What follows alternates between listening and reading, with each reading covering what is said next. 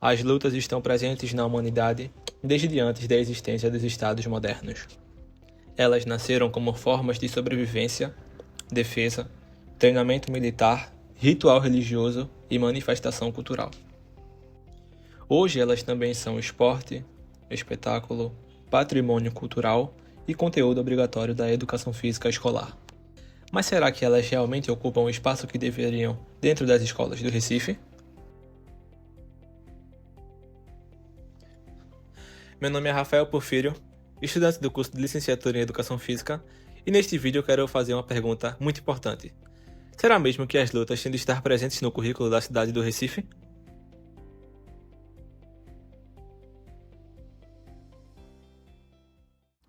Antes de falarmos um pouco sobre a história das lutas, o currículo da cidade do Recife e o conteúdo das lutas, deixe-me mostrar-lhes o seguinte. A briga entre torcedores provocou tumulto e correria perto de um terminal de metrô no Recife. O confronto foi previamente marcado pelos integrantes das organizadas do Santa Cruz e do Sport. As imagens mostram os torcedores correndo dentro da estação de metrô e pulando a catraca. Do lado de fora do terminal, um carro cinza é cercado e vandalizado. Pedras espalhadas pelas calçadas, pedaços de madeira nas ruas, portão de um prédio quebrado e solados de tênis deixados para trás. Esses foram os rastros da violência deixados na Rua Real da Torre, bairro da Madalena, no Recife, após os confrontos entre os integrantes das organizadas do Santa Cruz e Sport.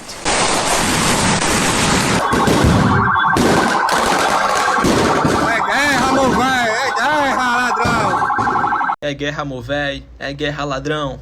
Mas calma, peraí. Será que é assim mesmo? Venham comigo para desmistificar um pouco da relação entre briga e as lutas. As primeiras formas de luta surgem na pré-história. Muito antes da escrita, o ser humano precisava defender seu território, sua família e seus alimentos. Os primeiros movimentos de combate nasceram dessa necessidade. Com o desenvolvimento das civilizações, essas práticas tornaram-se cada vez mais organizadas. No Egito Antigo, temos retratos de mais de 4.000 anos de idade com artes marciais pintadas nas paredes como figuras rupestres. Na Grécia Antiga, o pancrácio tornou-se esporte olímpico há muitos anos antes de Cristo. Na China, eles desenvolveram técnicas de luta baseadas nas filosofias budistas e taoístas. Já no Japão, a partir da técnica dos samurais, artes marciais foram desenvolvidas, como o judô, o jiu-jitsu, o aikido e o kendo. Na Tailândia temos o Muay Thai. Na Coreia, surgiram táticas ou práticas inspiradas no Taekwondo.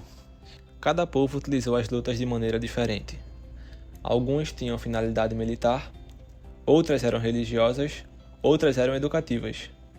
Entretanto, todas compartilhavam um princípio: o domínio do próprio corpo e da própria mente. Agora vamos tentar entender um pouco melhor sobre como as artes marciais chegaram ao nosso país.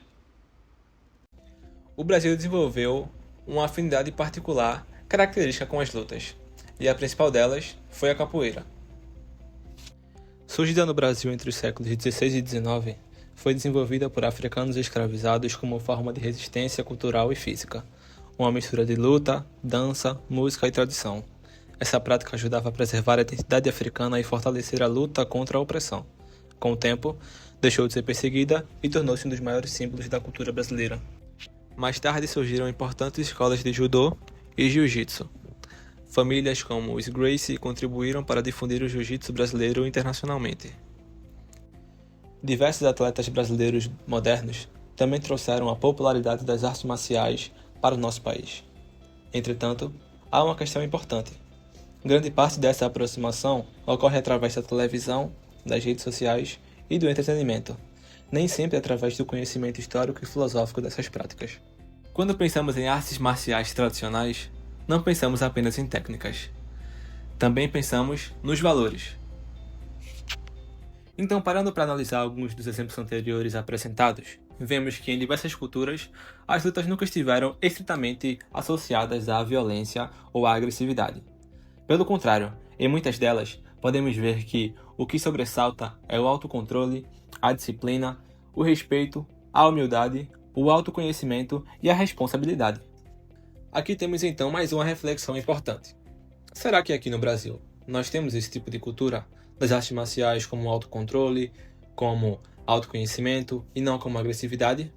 Bom, vimos que no Japão, desde cedo, as crianças têm uma espécie de identidade nacional com o judô. Na Coreia, o taekwondo faz parte da identidade deles também. Na China, diversas artes marciais foram construídas a partir dos fundamentos filosóficos e espirituais daquelas práticas. Nossa aproximação, entretanto, não acontece dessa forma. Vimos anteriormente que muitos dos telespectadores brasileiros acompanham as lutas graças ao seu fenômeno midiático. Mas isso não significa que há uma falta de cultura das artes marciais ou das lutas no Brasil. Significa apenas que alguns dos aspectos filosóficos e socioculturais estão um pouco no plano de fundo dessas práticas. Então, a nossa resposta para isso, finalmente chegamos lá, são as escolas. No Brasil, as lutas fazem parte do currículo escolar do ensino fundamental, anos iniciais, até o ensino médio. Como possibilidade das escolas servirem como ambientes de mediação para as artes marciais, temos, no nosso caso, a BNCC. A BNCC é um documento curricular a nível nacional, ou seja, ela propõe objetivos e metas para que as escolas do Brasil possam suprir.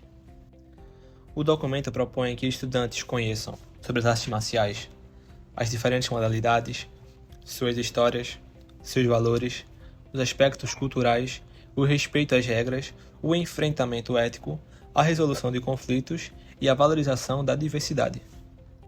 O currículo de Recife, posteriormente, como um recorte específico para as escolas do município, segue essa orientação, organizando progressivamente o ensino das lutas ao longo da educação básica. Nesse quesito, parece que o que se pressupõe que deve ter nas artes marciais e o que os currículos nacionais propõem, realmente há uma conexão. Vemos que mesmo que o Brasil não tenha uma cultura marcial, uma cultura de lutas e artes marciais tão forte ou tão complexa como em outras nações, os nossos currículos se preocupam com os aspectos filosóficos e culturais das práticas. Entretanto, temos um problema que é o seguinte: há a proposição do documento, do currículo, e há a prática nas escolas. Então, pesquisas demonstram que mesmo com esses progressos dos documentos curriculares, os professores ainda apresentam nas escolas algumas dificuldades. A principal delas seria a falta de formação continuada. Outras, como a ausência de materiais, o medo da associação de luta e violência entre os estudantes e o mais importante, que é a dificuldade ou a barreira que alguns familiares e a gestão escolar podem causar com o trato do conteúdo.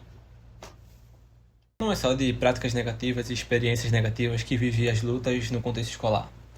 Outras pesquisas demonstram que quando a prática é bem desenvolvida pelo professor, os estudantes conseguem desenvolver habilidades de empatia, respeito, controle emocional, pensamento estratégico, ou seja, o problema não está nas lutas, e sim em como as atividades são desenvolvidas para determinada turma e para as circunstâncias do professor. Como conclusão, é importante destacar que o fator das torcidas organizadas, o evento da discussão e das brigas, foi só um movimento para proporcionar uma discussão. É claro que a ausência do componente de lutas nas escolas não é a causa de tudo aquilo. O que eu queria trazer é que a escola e o componente de lutas têm que estar preparada para lidar com aquele tipo de situação. E as pesquisas mostraram que sim, o componente de lutas no currículo é tratado de maneira que prevalece questões filosóficas e não apenas brigas ou discussões. Eles delimitam bastante a diferença entre briga e luta, e os professores trabalham aspectos espirituais e filosóficos das práticas. Retomamos então a pergunta inicial. As lutas devem estar presentes nos currículos das escolas do Recife? A resposta parece ser sim. E não porque formarão campeões, nem porque resolverão problemas sociais complexos, mas porque constituem um patrimônio histórico, cultural e educativo da humanidade. Os documentos curriculares brasileiros caminham nessa direção. Entretanto, ainda existem desafios para transformar aquilo que está escrito em práticas pedagógicas consistentes, e isso exige investimento em formação docente, produção de materiais didáticos mais eficientes, a aproximação com projetos comunitários, valorização das culturas corporais locais, parcerias com mestres e professores especializados, e talvez a maior contribuição das lutas para a escola seja justamente ensinar algo que ultrapassa o combate. Ensinar que vencer o outro nunca foi o maior objetivo. O verdadeiro desafio sempre foi aprender a dominar a si mesmo. Muito obrigado.